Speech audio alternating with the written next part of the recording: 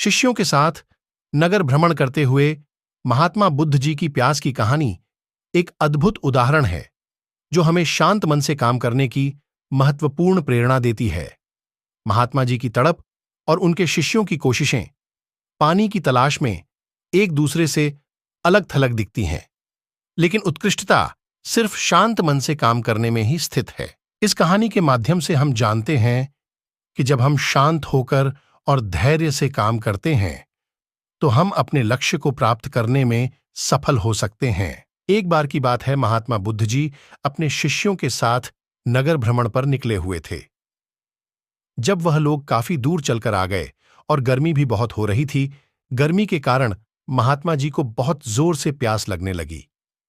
तब महात्मा जी ने अपने एक शिष्य से बोले, वत्स, हमें बहुत तेज प्यास लग रही है, क्या तुम हमारे लिए पानी ला सकते हो? तभी शिष्य बोला, क्यों नहीं गुरुजी, आप वहां पेडीडीडीएच के नीचे थोड़ा विश्राम कर लें, मैं अभी आपके लिए पानी लेकर आता हूं।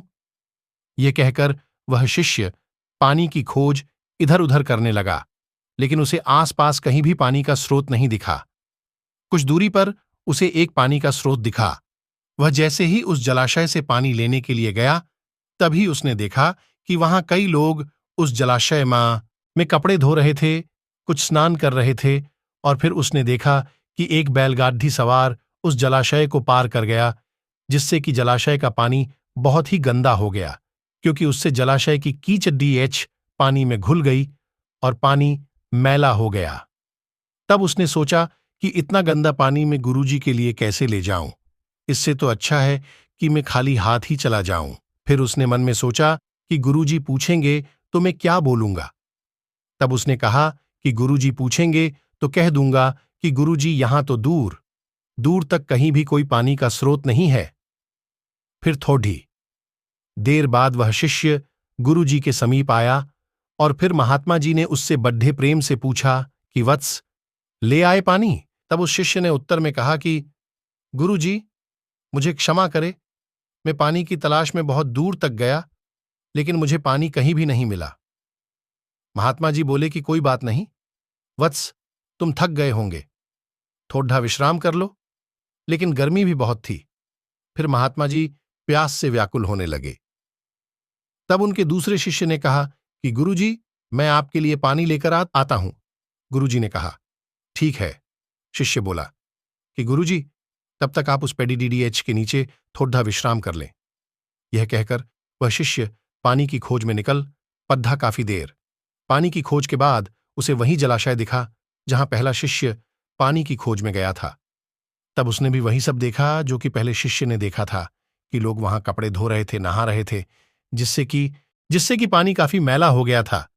फिर वह शिष्य कुछ सोचकर कुछ देर वहीं बैठा रहा और फिर वह पानी एक पात्र में लेकर गुरुजी के समीप आकर बोला कि यह लीजिए गुरुजी पानी। तब गुरुजी ने पानी पिया और फिर दूसरे शिष्य से पूछा कि वत्स, तुम तो कह रहे थे कि तुम्हें दूर दूर तक कहीं भी पानी नहीं दिखाई दिया, फिर यह मेरे लिए कहां से पानी ले आया? तब शिष्य ने उत्तर में कहा कि गुरुजी, मुझे एक जलाशय मिला था, लेकिन वहां का पानी बहुत ही गंदा था। वह गंदा पानी मैं आपके लिए कैसे लाता?